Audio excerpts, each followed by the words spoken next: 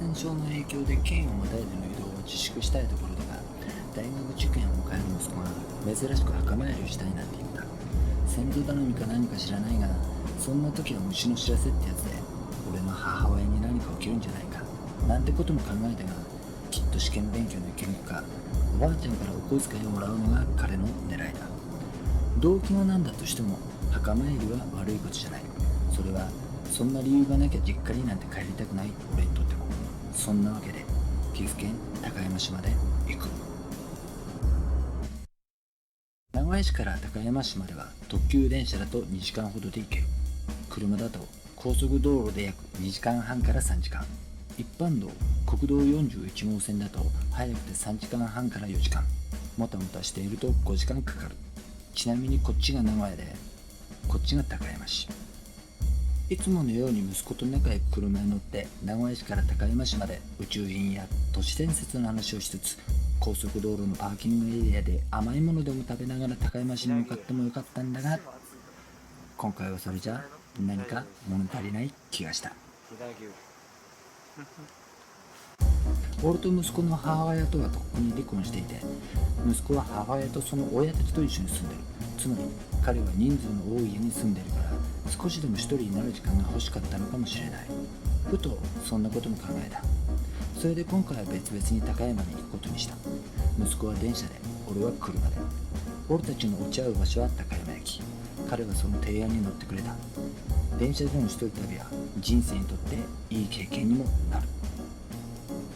少し心配だが、そうと決まれば俺の飛ぶルートは一つ。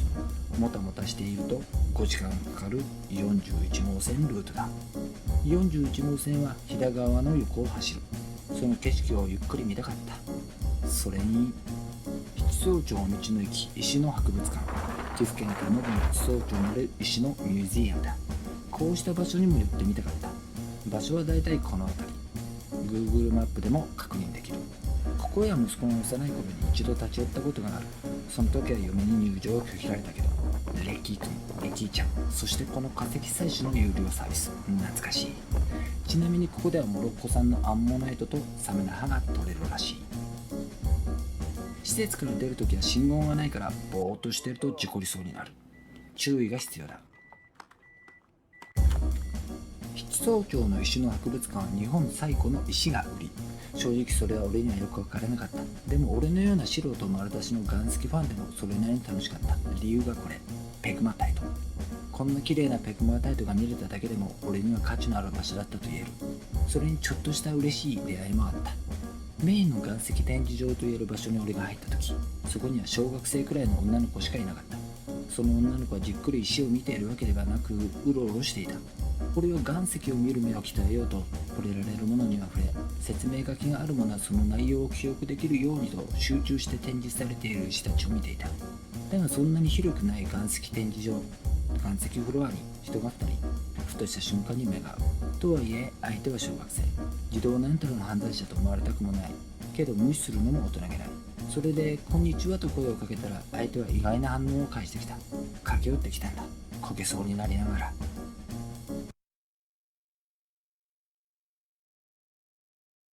足をくじきつつ勇気を出して見知らぬおじさん、俺に放った言葉がそれ。一般常識を心得た感心な子供だと思ったね。最高に可愛い。俺なんてカメラを肩からぶら下げ堂々と入場しているのに、だからおっさんはって感じ。だがもちろん俺も写真を撮る気はなかった。こう見えても常識人。けど女の子に言われて辺りを確認すると、撮影禁止の文字はない。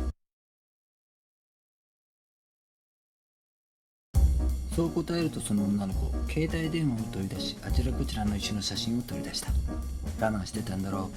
最初にうろうろしていたのは、これもいいあれもいいと気に入った石に狙いをつけていたからに違いない。天才だね。そんな素敵な出会いを思い出し、ニヤニヤしながら運転していると、一般道を選んだもう一つの理由を思い出した。それは河原に降りて石を鑑賞したいというものだが、どうやら飛騨川には降りていけそうにない。こんなに良い景色なのに。例えばこの石とか堆積岩にも見えるし、花崗岩の仲間にも見える。見ただけじゃ俺には判断できないから触りたくて仕方ない。触ってわかるほどの知識も経験もないけど、どうしようかと考えつつ運転しているうちに飛騨金山まで来た。飛騨金山といえば金山巨石群という古代遺跡が一部のマニアな間では注目を集めている。俺も興味がある。それにここは金山というだけあって、まっとうな砂金取りファンを楽しませてくれるくらいの砂金が取れるに違いない。しかしそれはまた今度だ。天気も怪しい。飛騨金山から下呂市へ、下呂市から高山市へ。いくつかのトンネルを抜けると高山市へ行くには飛騨川沿いの41号線ルートとは別の道があることを思い出した。岐阜市の人にはおなじみだろう、せせらぎ街道だ。その道へは温泉で有名な下呂市を越えるあたり、木漏れ日帰れ街道という道から抜けていくことになる。宝石を見つけるよりも岩石を見極める方が楽しいのかと聞かれたら答えはイエスだ。この気持ち、岩石好きなら分かってもらえると思う。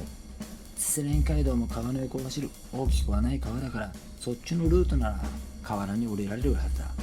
高山市に行くにも一本道だと言っていい。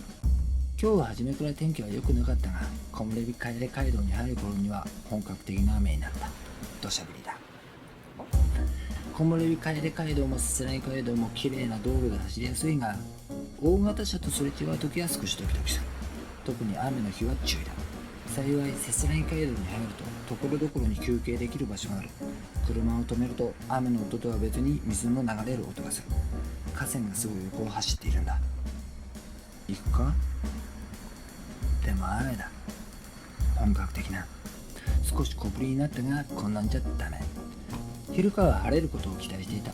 だから昨日のうちにサンオイルと UV カットオイルを買ってすでに体にも塗ってある。息子との待ち合わせは明日。俺はわざと一日早く長野を立った。それは原始人のように真っ裸になって暗くなるまで河原で石拾いや砂金取りなんかしたかったからだ。夕飯はどっかのスーパーでステーキ肉を買って河原で網焼きにして食べる。そしてそのまま寝る。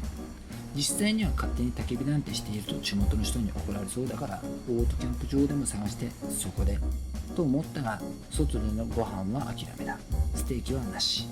夕飯なら朝に3つ買って2つしか食べてないチーズバーガーが1つ残っているし、チョコもある。旅には欠かせないポテトチップスもある。夕飯にはと鶏の唐揚げでもあれば十分だ。水もある。せせらぎ街道には河原のそばでの車中泊ができそうな場所はいくつかあるから、泊まる場所もクリアだ。問題は河原で遊ぶ予定だった数時間がそのまま余ってしまったことだ。夕方にもなっていないのに、このままここで何もせず明日の朝までいるわけにはいかない。不審者丸出しだ。高山市の町までの距離はまだあるが、信号がないからのんびり走っても30分とかからないだろう。道を間違えなければ高山駅を越えて千光寺というお寺を目指しても1時間と少しだ。行ってみるか千光寺。両面宿儺に会いに。危うくそんな寺があることを忘れるとこだった。ついでに泊まれる安いホテルも探そう。考えてもみたら河原遊びなし、ステーキなしとなった上に、軽自動車の中で寝泊まりするなんて苦行ファンか逃亡者みたいな真似をする必要もない。とか言いつつ、ここは41号線の渚という道の駅だ。久野という地域にある。トイレも自販機もあるし、これから一晩車で過ごそうという感じのトラックも一般車両もすでにちらほらとここにはいる。休憩室の中に入ると愛想のいい鹿と小型宇宙人のようなタヌキと不機嫌そうな熊の剥製が疲れも癒す。千光寺には行ってきた。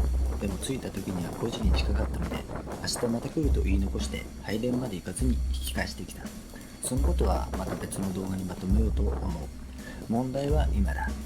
なぜ暗くなった道の駅に、それも名古屋に引き返すような場所の道の駅にいるのかということだ。それはホテルを探していたからこうなった。温泉付きのホテルの手頃な値段の部屋は満室。じゃあラブホはどうかと空いている部屋を探しながら走っていると、国野町の道の駅渚に来ていたというわけだ。ラブホは41号線に沿っていくつかある。だがどこも手頃な部屋は満室だった。観光地のホテルは予約するもんだと痛感したね。それでだ。さて、俺はこれからどうするか。次回、領域展開千光寺両面宿儺編、お楽しみに。